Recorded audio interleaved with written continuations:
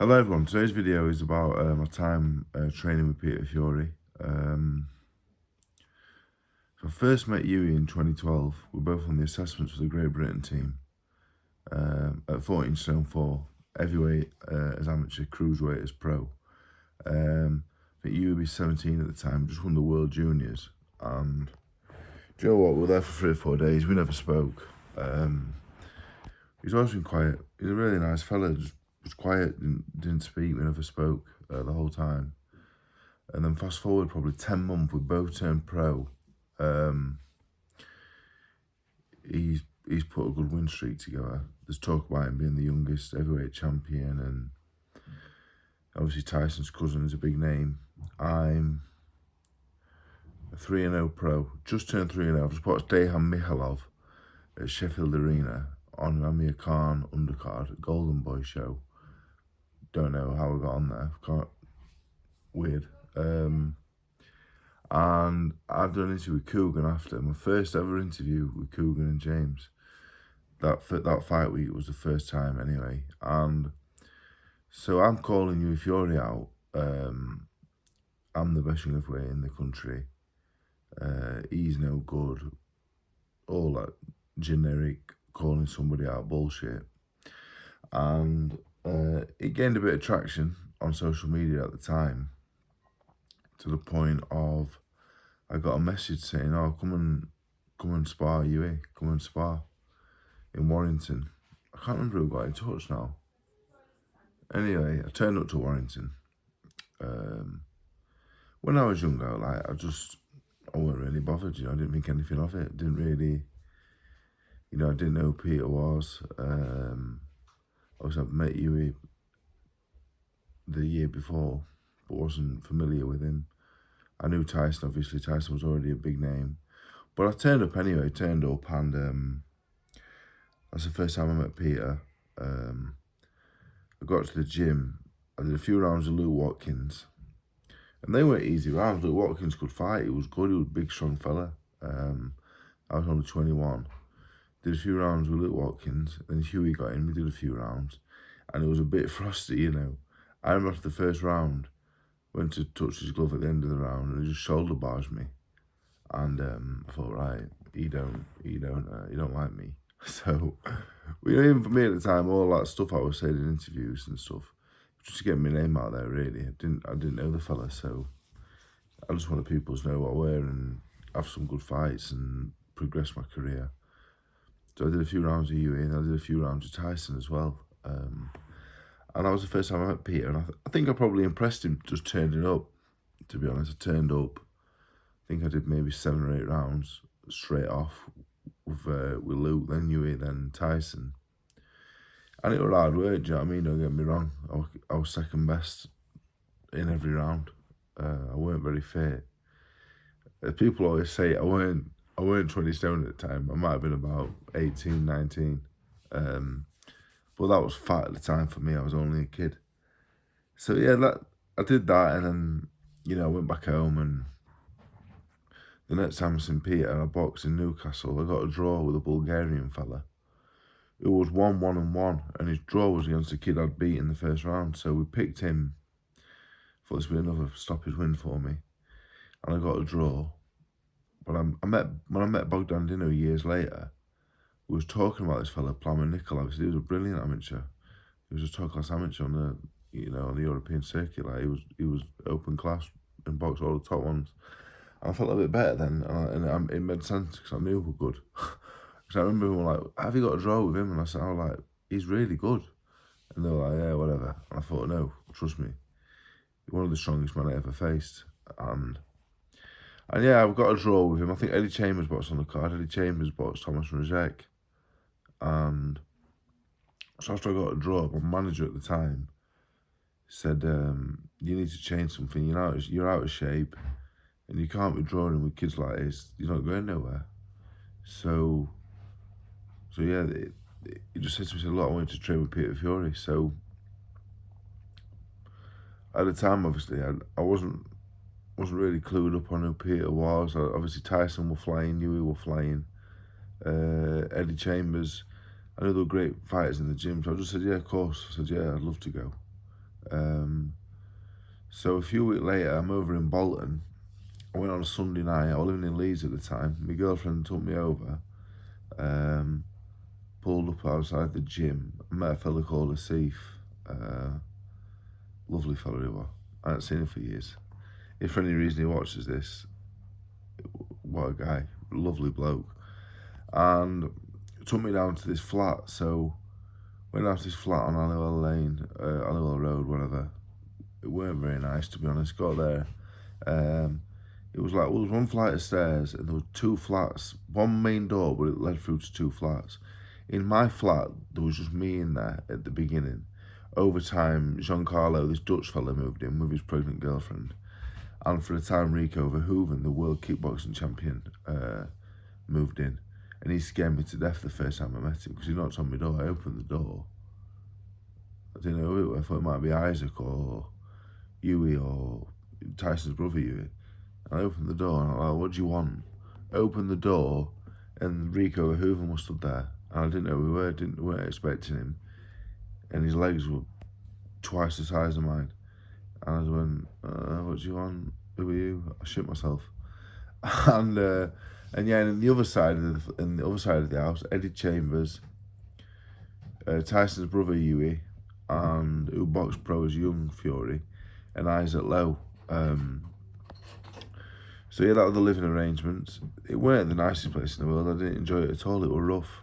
It weren't very nice at all, to be honest. But it was what it was. I was a young kid. I used to play NBA 2K14 with Eddie Chambers. I had a good laugh with Isaac. I had a good laugh with Young Huey, and it was all right. It was all right. I'm from Doncaster. Do you know what I mean? Like I wasn't used to 5-star living, so it was all right. So the training basically, most mornings were at David Lloyd in Bolton, which was a beautiful gym. And we had a fellow called Will, took charge of the sessions in the morning. He was like an army guy, and most mornings were at David Lloyd. We do a lot of heavy lifting. I remember doing a lot of deadlifting. Tyson was a brilliant deadlifter, actually. I wasn't at all. And I was top moaner at the time. I was a complainer. I think at this point, yeah, I've turned 22 when I started. We would train so hard though, train really hard. And like I say, I did like to complain, but we trained hard, we grafted really hard. But David Lloyd gym was the nicest gym I've ever been to. You know, there was hot tubs, they all get in the jacuzzi after training, me, Peter, Tyson, Huey, Eddie. I know for a young kid again, for me, it was just a brilliant, it was a brilliant time for me. And again, much like Brendan, I used to try and stick around him and listen to his stories. And I've always been a big question asker. I will always ask questions because I want to know more, whether that's boxing or otherwise. So yeah, the morning sessions were tough, really tough. One particular morning, we had tennis lessons one morning. It was good. Peter would always spice it up a bit. It was hard, but every now and again you do something a bit different and a bit fun. You think, yeah, I'm enjoying it. You know what I mean? You enjoy it, something different, and then you go back to the hard work and it weren't as hard. So yeah, we did tennis one morning. I used to play tennis at school. I was all right. So I was the top tennis player there. So yeah, the morning sessions with this Will fellow were hard. One particular morning, we went to Southport Beach for a session. Tyson didn't turn up. And when Tyson didn't turn up, I was worrying. Well, if he's not here, this is not going to be very good, I don't think. It's not very pleasant. So we went through to Southport, pulled up in the minibus. Everyone else was there, Huey, Eddie, Isaac, Young Huey. And we started running. We ran some sand dune sprints. Now, over the years, I've always said, Peter, I wouldn't have done sand dune sprints for anyone else.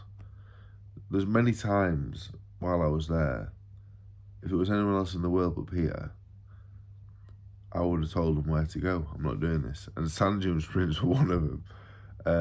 As was most of that day at Southport Beach, actually. So after the sand dune sprints, we ran another maybe 2 or 3 miles to the actual beach. And the fellow Will says, look, pick Rico Verhoeven up, bearing in mind he's about 6'5", 27, put him over your shoulders, run 100 yard that way, and then swap and run back. So anyway, I'm doing it because I weren't going to let Peter down. So alright, I'll just go on with it.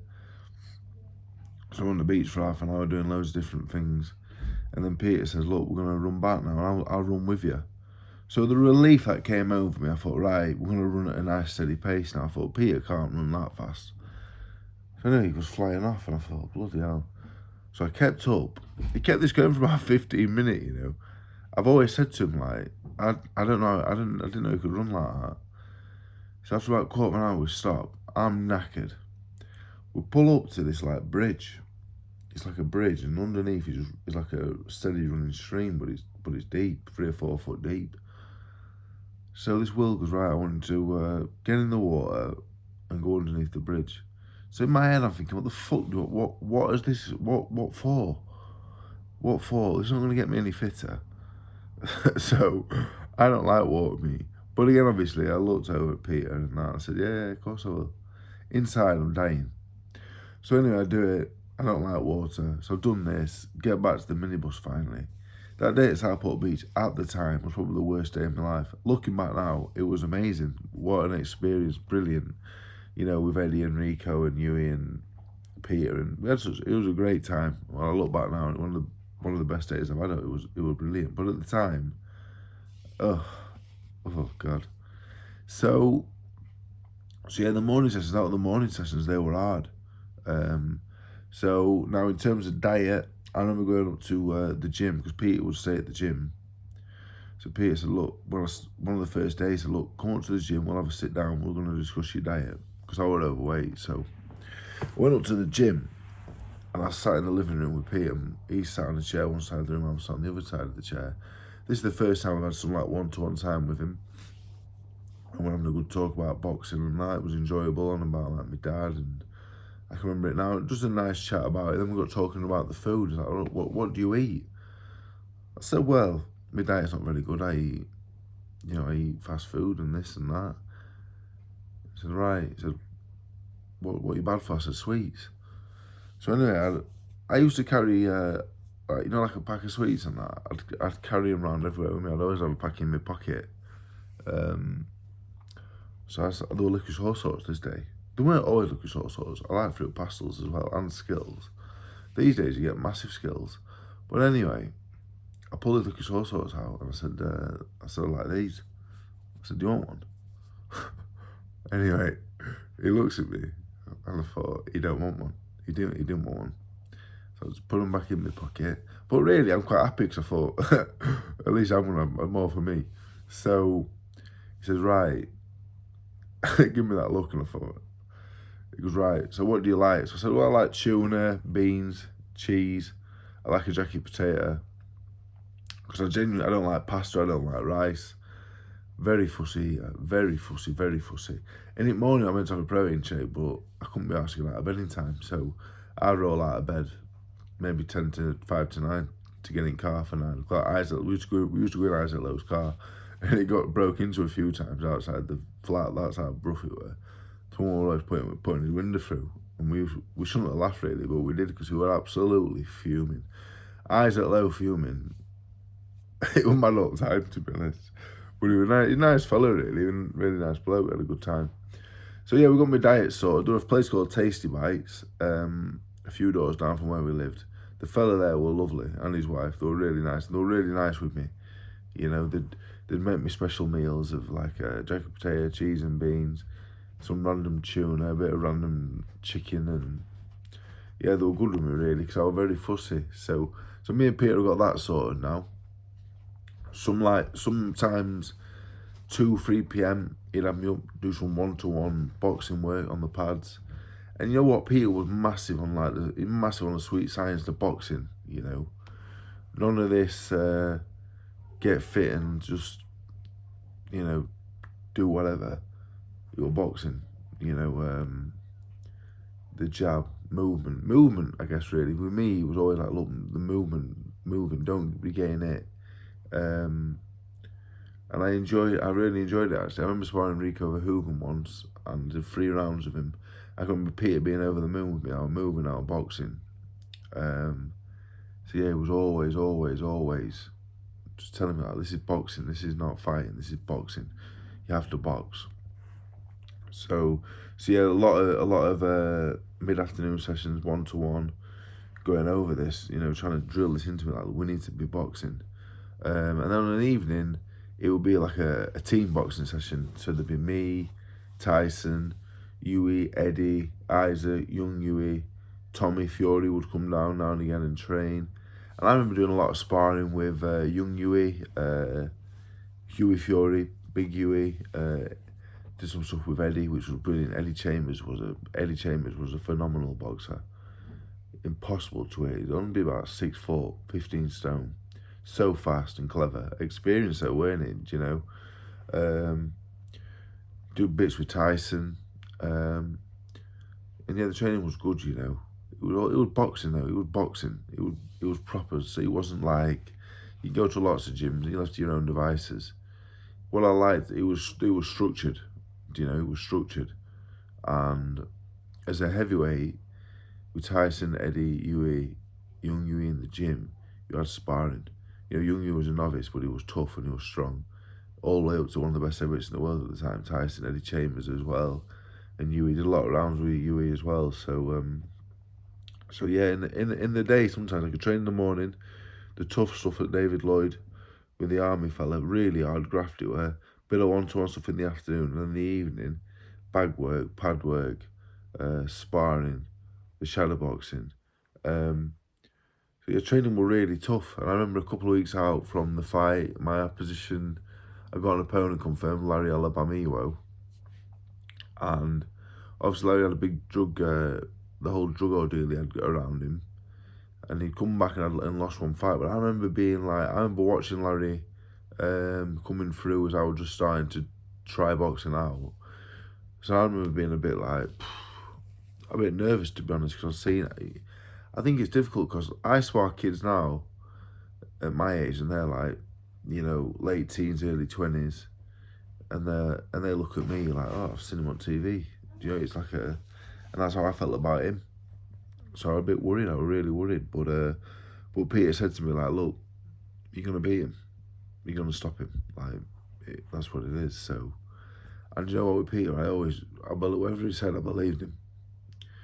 Whatever he said, right, that's it. So I just took it as gospel and did it. So, and on that note, Peter and Brendan and Jamie as well, Jamie Moore, they were the 3 most influential people I think I met in my life for me. At them times I met them as well. I'd do anything for them, to be honest. Do anything for them. And I believed them blindly. What they said, right, that's it. That's what's going to happen. That's what I'm doing. So fast forward a little bit to the fight. I go up to Newcastle weigh-in, and Peter, he was very professional as well.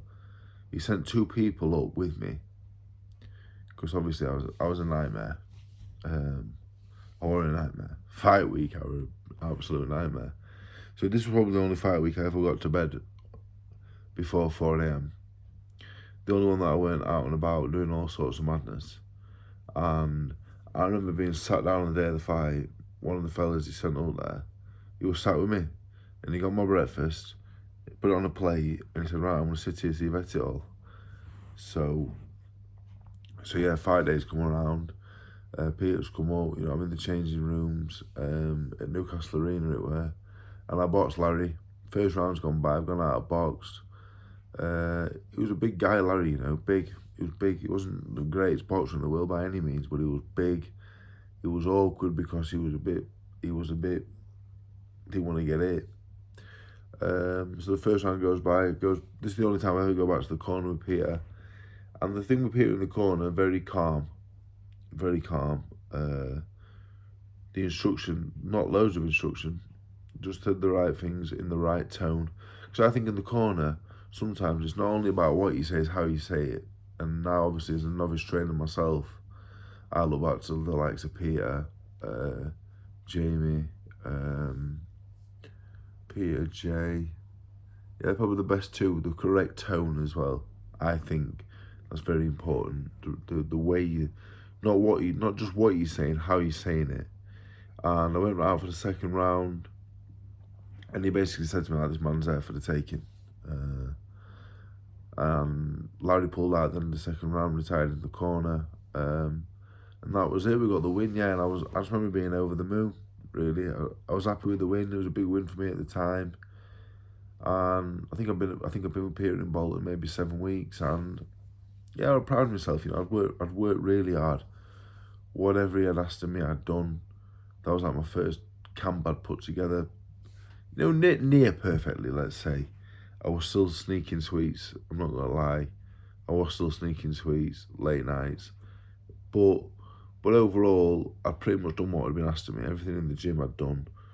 I'd gone to Newcastle, beat this fella that, you know, I had a bit of fear of, and got the job done. So after the fight, a few things away from the gym happened, and I just said to Peter, I'm not going to be coming back to the gym because I'm not sure I'm going to be boxed anytime soon. I had a contract dispute, and I didn't end up not boxing for maybe 15 months after the Alabama fight.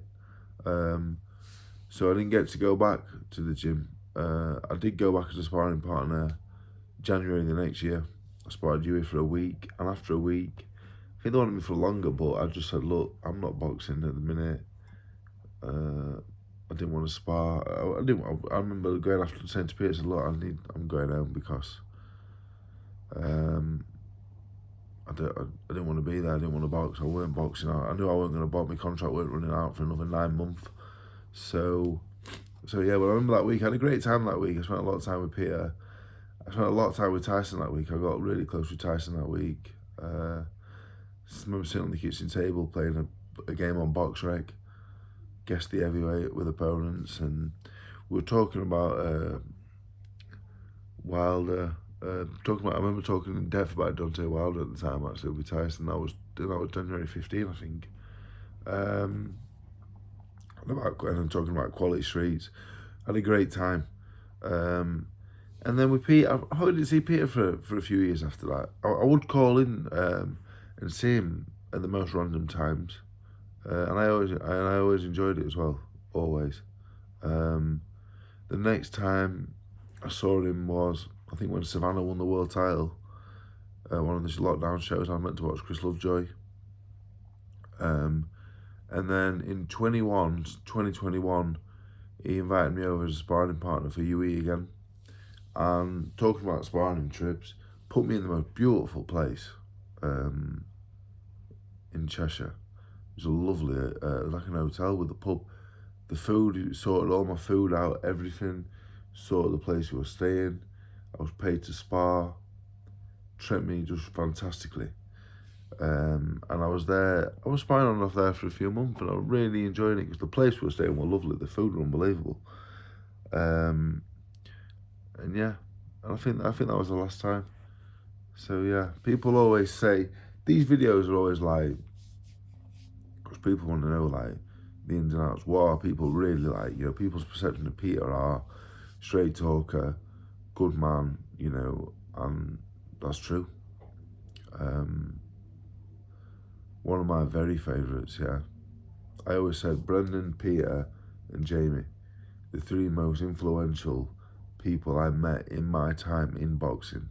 And not just boxing, you know, obviously all 3 of them helped me on my way with the boxing, input into a decent fighter I became, but just as people really, you know, all 3 of them, I couldn't speak higher of any of them.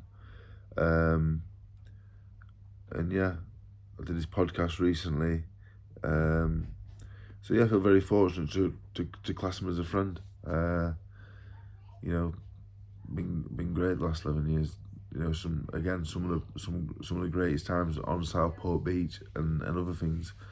Some of the greatest times, yeah, in my life when he's been involved. So very grateful. So yeah, that's my video on training with Peter Fury.